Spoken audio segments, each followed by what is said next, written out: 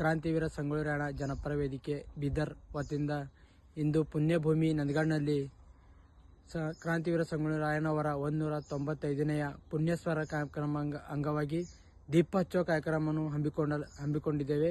ಈ ಒಂದು ದೀಪೋತ್ಸವ ಕಾರ್ಯಕ್ರಮದಲ್ಲಿ ಸಂಗೊಳ್ಳಿ ರಾಯಣ್ಣ ಹುಟ್ಟಿದ ಊರಿನ ಎಲ್ಲ ಯುವಕರು ಹಾಗೂ ಗಣ್ಯ ವ್ಯಕ್ತಿಗಳು ಕೂಡ ಆಗಮಿಸಿ ಹಾಗೂ ನಮ್ಮ ಬೀದರ್ ಜಿಲ್ಲೆಯಿಂದ ನಮ್ಮ ಸಂಘಟನೆಯಿಂದ ಎಲ್ಲ ಸದಸ್ಯರು ಕೂಡ ಆಗಮಿಸಿ ಪುಣ್ಯಭೂಮಿ ನಂದಗಡ್ ಗ್ರಾಮದಲ್ಲಿ ದೀಪ ಹಚ್ಚುವ ಕಾರ್ಯಕ್ರಮವನ್ನು ಹಮ್ಮಿಕೊಂಡಿದ್ದೇವೆ.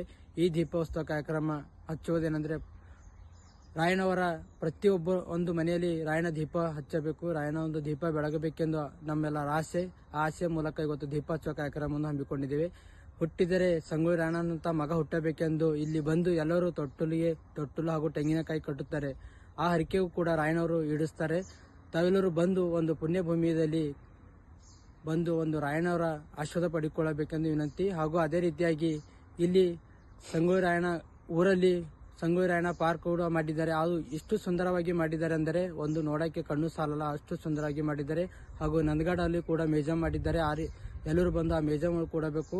ಈ ಒಂದು ದೀಪ ಹಚ್ಚುವ ಕಾರ್ಯಕ್ರಮದಲ್ಲಿ ಪಾಲ್ಗೊಂಡಿರುವ ಸುಭಾಷ್, ದಿಲೀಪ್, ಪ್ರದೀಪ್, ನಾಗೇಶ್, ವಿಷ್ಣುಕಾಂತ್ ಹಾಗೂ ಮಹಿಳೆಯರು ಕೂಡ ಪಾಲ್ಗೊಂಡಿದ್ದಾರೆ. ಶ್ರೀದೇವಿ, ಕಾವೇರಿ, ಭಾಗ್ಯಶ್ರೀ, ಸಂಜನಾ ಹಾಗೂ ಇತರ ಗ್ರಾಮಸ್ಥರು, ಸಂಗೊಳ್ಳಿ ಗ್ರಾಮಸ್ಥರು ಹಾಗೂ ನಂದಗಡ ಗ್ರಾಮಸ್ಥರು ಕೂಡ ಈ ಕಾರ್ಯಕ್ರಮದಲ್ಲಿ ಪಾಲ್ಗೊಂಡಿದ್ದಾರೆ. ಇದೇ ರೀತಿಯಲ್ಲಿ ಮುಂದೂ ಕೂಡ ಸಂಗೊಳ್ಳಿ ಗ್ರಾಮ ಹಾಗೂ ನಂದಗಡಕ್ಕೆ ಬಂದು ತಾವೆಲ್ಲರೂ ಒಂದು ವಿಸಿಟ್ ಕೊಟ್ಟು ಎಷ್ಟು ಸುಂದರವಾಗಿದೆ ತಾವೆಲ್ಲರೂ ಬಂದು ನೋಡಬೇಕೆಂದು ನಿಮ್ಮಲ್ಲಿ ವಿನಂತಿ.